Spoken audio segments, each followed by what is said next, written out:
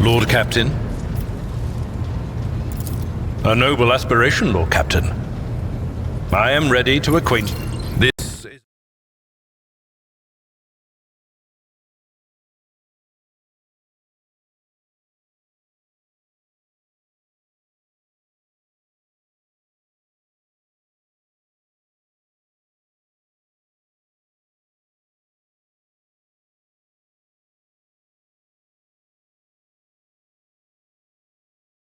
Topic for an official briefing, not a casual conversation. But I will try to answer succinctly. And if you permit, in my own words. The Coronis Expanse is considerably removed from the heart of the Imperium. This means that local warp routes become useless within months. Established pathways are regularly subject to attacks from all kinds of rabble. And in the only major port, the Imperium's frigates find themselves moored alongside pirate vessels. Until recently, the Coronis Expanse could hardly have been called a region of the Imperium. The situation has changed with the arrival of the Lord Inquisitor, but not by much. This place operates under its own rules, you see. More radical, so to speak. But ones that allow for a non-standard approach where there is a promise of victory. The Coronis Expanse is considered rogue trader territory for a reason. Only rogue traders have sufficient military might, audacity, and the rights granted them by the warrant to survive the leap into the unexplored part of the Expanse, and in the event of a successful outcome, to hold on to whatever they manage to capture on the frontier.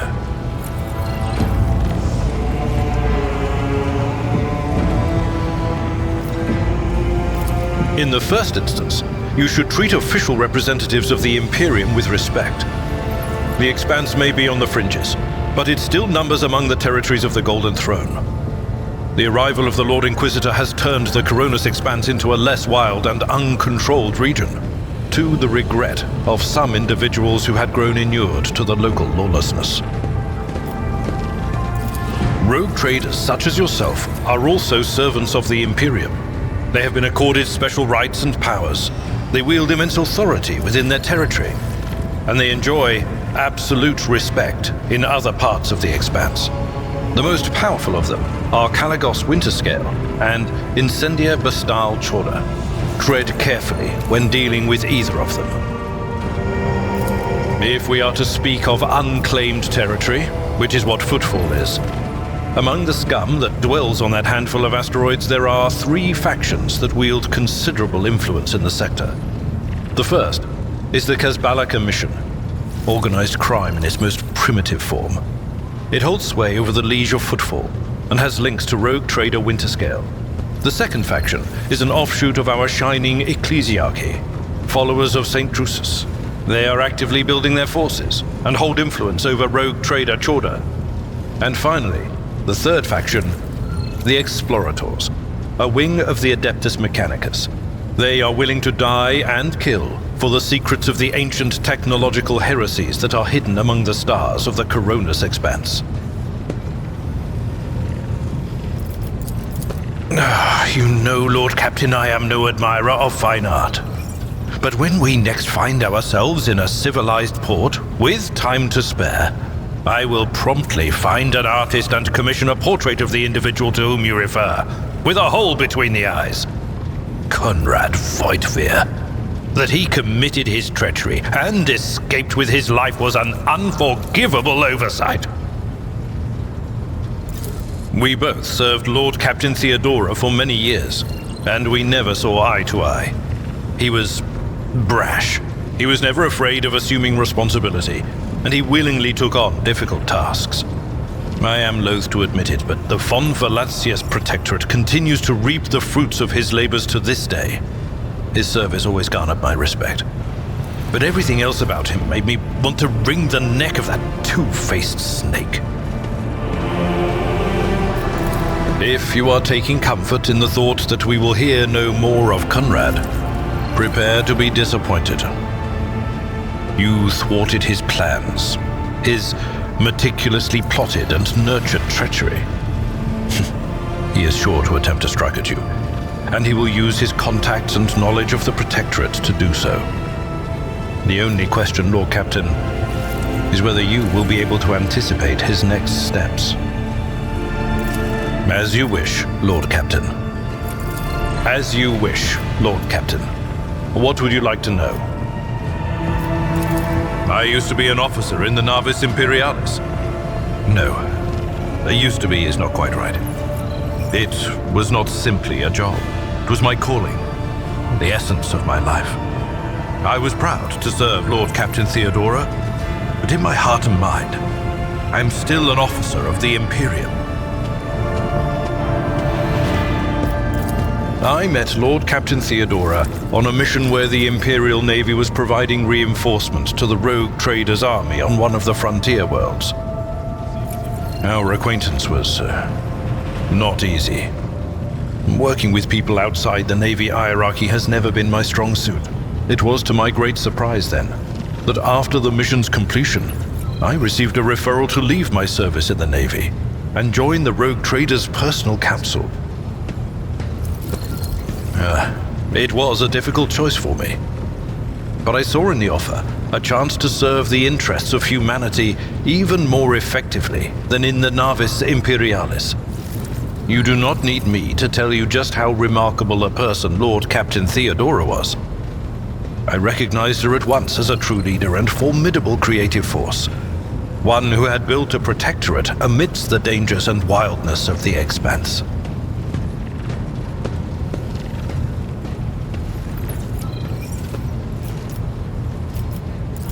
You could say there was no one among the naval command who was willing to impede the wishes of the rogue trader.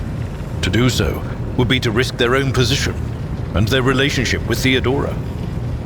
Well, the Lord Captain possessed certain contacts in the Imperial Navy, contacts which she used to request help during the conflict on the border world, and which enabled her to make me an offer that resulted in my joining her retinue. The Navis Imperialis is an ancient institution with its own mandates and muster lists. On occasion, in the heat of an official briefing or an informal discussion, I violated those rules, determined to press my point. It is challenging to choose the words to accurately express my opinion on a situation or the actions of others that do not sound overly scathing or confrontational. Many in command were inclined to view my manner of speaking as unbefitting a person of my rank.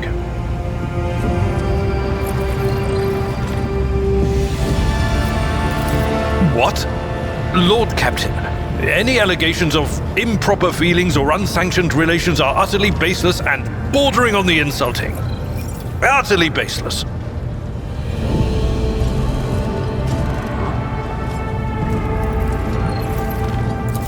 I am a widower. I am a father of 4.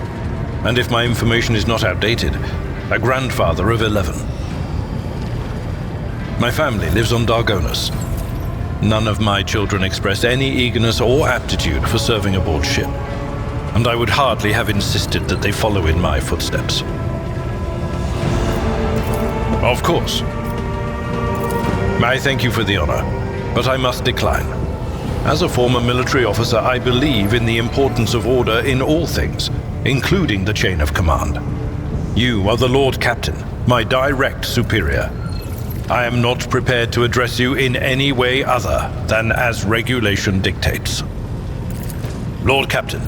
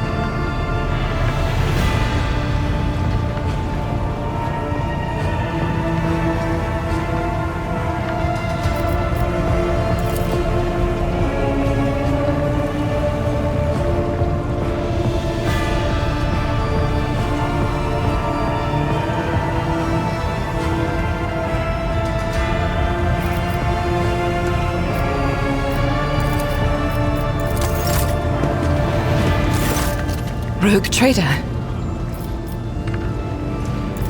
I indeed have a request. The accursed servants of Chaos who assaulted this ship took the lives of your loyal crew members, and they orphaned many children, including the progeny of the brave officers who defended their posts until the bitter end.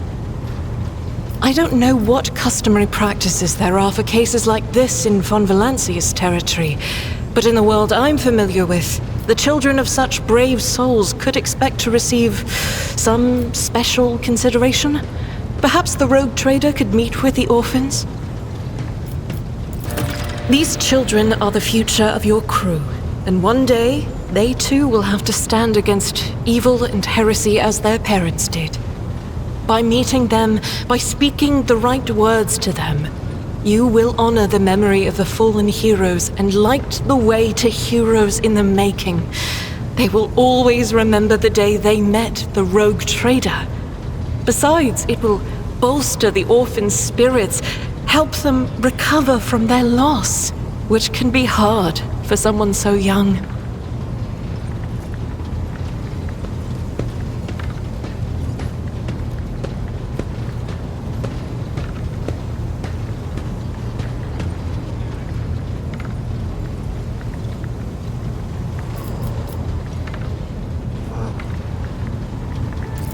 I will pass on your instructions.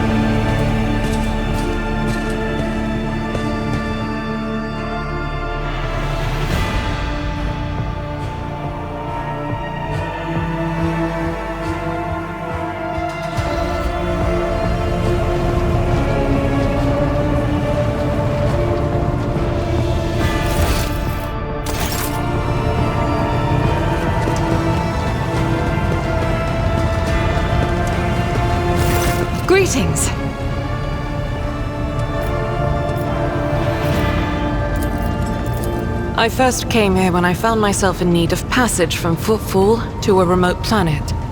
But I imagine what interests you is not that first journey, but rather what brought me aboard prior to the cultist attack. That story is complicated. It just so happened that I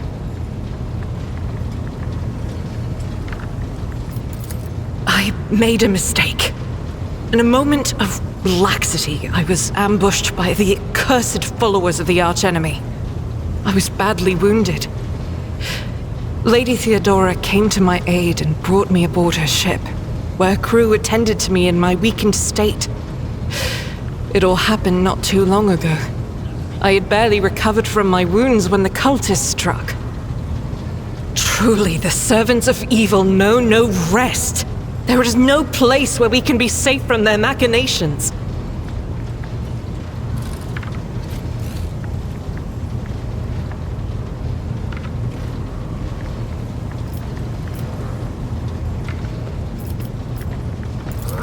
On one of the recently discovered planets in the Expanse. No one Sadly, they did not. Lady Theodora was in a hurry and chose not to stay on the planet. Her people took me to a ship while I was unconscious, and when I came to my senses, we were already flying away. How I pray to come face to face with those heretics once more, and it's bound to happen someday.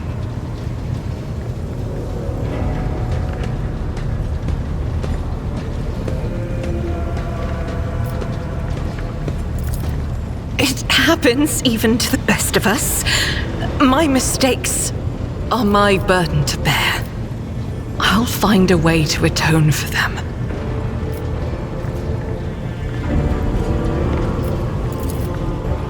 The path to that planet was lost. All the knowledge is gone, along with the previous navigator. It would take immense effort and resources to rediscover the route. The heir to the von Valanci's protectorate must have plenty of other issues to deal with right now. Perhaps later, when the skies above our heads have cleared. I hadn't been here that long. Just one journey from Footfall, and the other journey, the majority of which I spent in the confines of the medbay. I can't tell you much about the first voyage. I was more focused on prayers and ruminations than on the people around me, or the journey itself. During the last journey, Seneschal Viserion stood out for me. He came by several times to ask about my health. He's an honorable man and a loyal servant of the Imperium. I think he is as meticulous in his inspections of the logistic systems as he is in his inquiries about the health of the occasional sister of battle aboard the ship. But not all of Theodora's people have earned my trust. You know who I'm talking about. There is no place for Adira Talas among the God Emperor's faithful. I'm surprised she wasn't in league with the cultists. And I'm equally surprised by how deep heresy and treason run in this place. I'm glad we all made it through that dark hour. May the day that follows be bright. As you wish. This ship was targeted by heretics, which means that my presence here and the assistance I provide to you are my sacred duty. Sooner or later, I will likely have to return to Footfall to protect its reliquary. But for now, I wish to remain a part of the Rogue Trader's crew.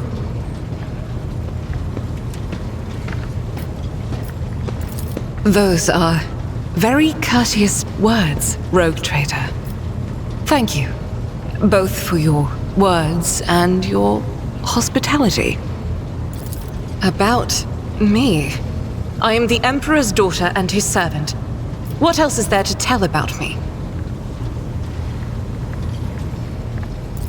Gladly, there are none more faithful to the God Emperor than my sisters.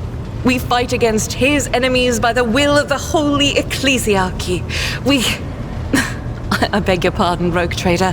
Here I am talking about what every lesser noble in the Imperium knows.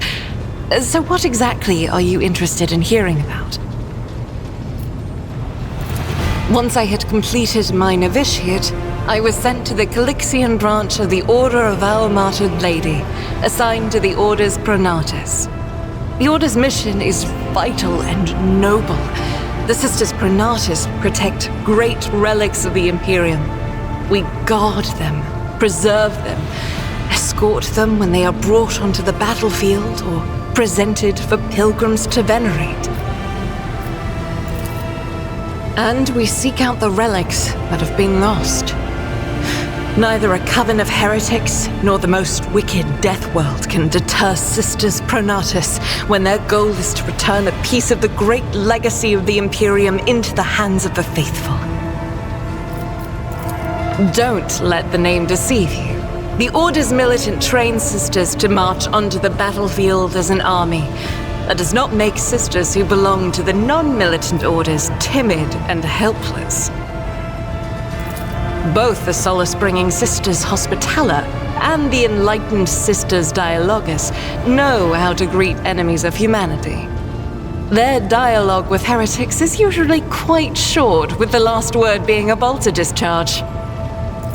And my order has all the more reason to be known for the martial prowess of its sisters. We are the keepers of the Imperium's relics. What would become of our blessed hero's legacy if the Sisters Pronatus could not protect it? It is. The Sisters of Battle are a fire lit by the God Emperor. They are the echo of his voice that travels through the dark expanses of the universe. We bring his wrath to heretics, mutants, and other enemies of humanity. We protect the faithful from the unholy and unhallowed. Sometimes with words, more often than not with a bolter. Even the novices of the Adeptus Sororitas are drawn from among the most worthy. Those who have taken the vows and become a full-fledged sister are the best of the best, tested by trials of body and spirit. Yes, there have been cases when a sister stumbled or showed weakness, but do not expect to hear a story of depravity or downfall from me. Each such occurrence is a great tragedy for us all. Light cannot bear the smallest speck of darkness within. And thus those who have trespassed or shown weakness of spirit are given a chance at redemption. They are called Sisters Repentia, and may the enemy tremble before her, for nothing can stop a sister of battle who yearns to be cleansed of fault and weakness.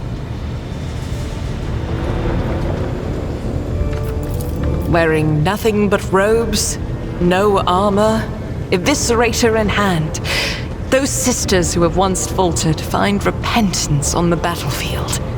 Their lives are seldom long, but a death in the name of purgation is a better fate than to live with a shadow in one's soul.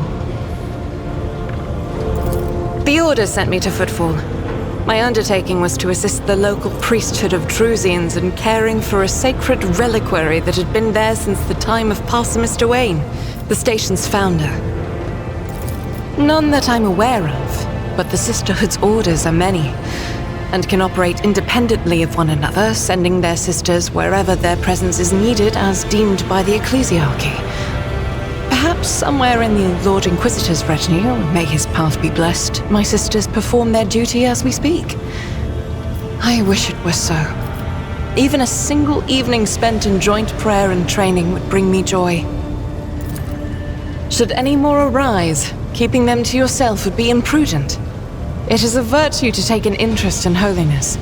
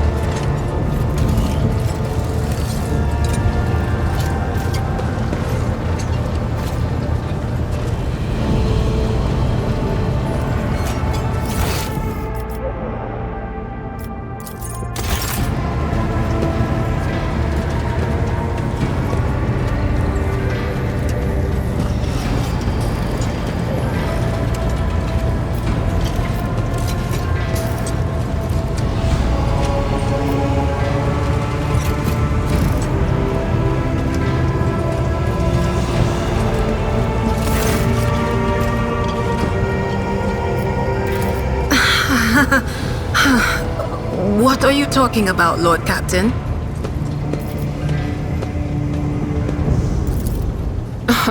Look, Lady Theodora couldn't care less if some eggheads measured my brains or not.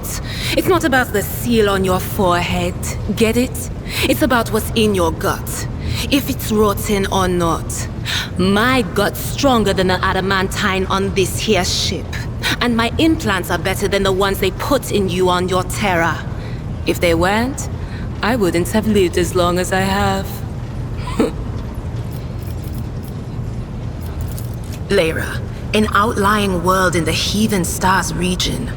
In the Coronis expanse, the deeper you go, the less visible the Astronomicon gets, and the less people know about the Imperium. The arrival of a rogue trader is the best thing that can happen to a world like that. The very best. It's an out-of-the-way planetoid between two faint stars. On Lyra, a dozen local tyrants fight over 5 measly continents. But they use everything they can to win, from poison to psychers. I haven't been there in many years, but there's nothing for me to miss. Trust me.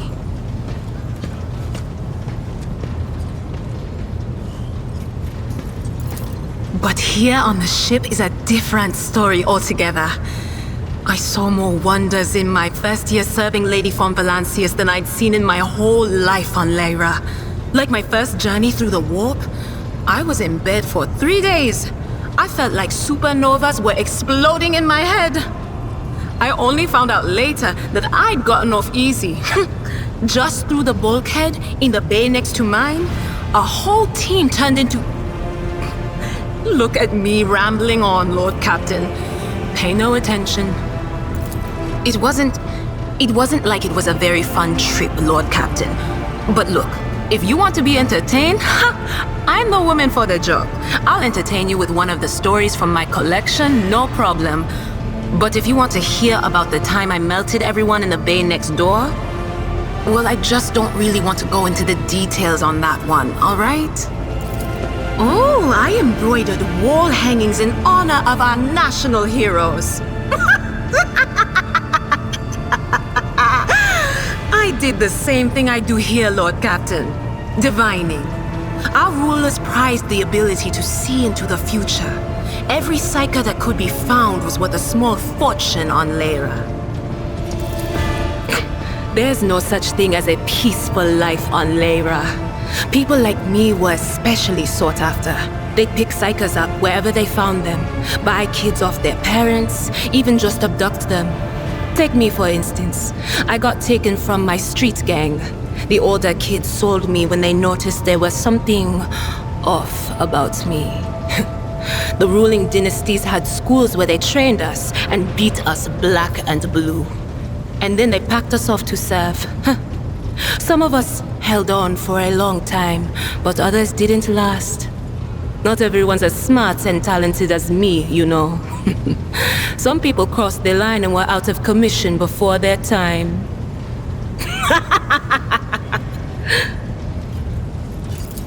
Theodora von Valancius paid a visit to the ruler I was serving at the time.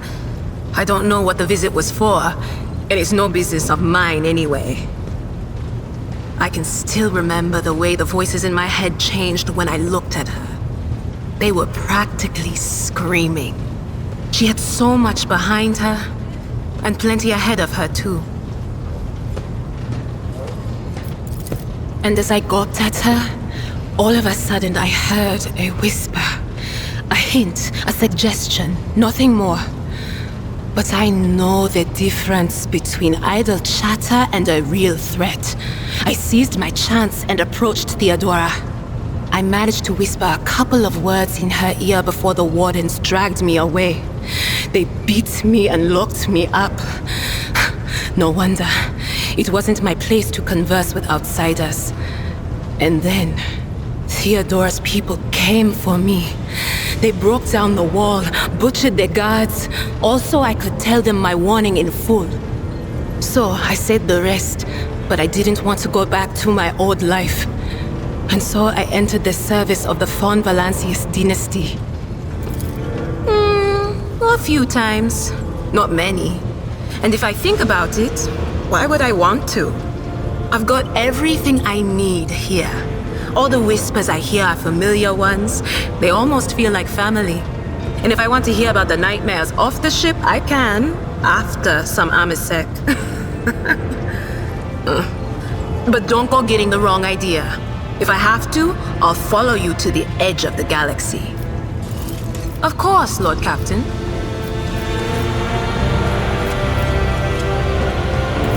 The little sister is afflicted with her own set of voices, ones that whisper to her about corruption and heresy.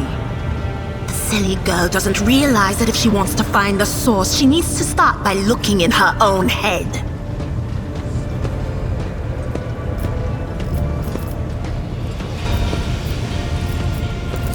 None of the officers knew the Lord Captain well, not even Abelard, and she was always closer to him than anyone else. She told me from the off if I ever listened to anything in the warp about her without her permission, I'd be going out through the airlock. I'm not an idiot, so I never stuck my nose where it didn't belong, only when I was asked. It's hard to wrap my head around the fact that she's gone. Lady von Valancius gave me everything I have. She opened the stars to me and the paths between them. I still think I can hear her voice. Of course.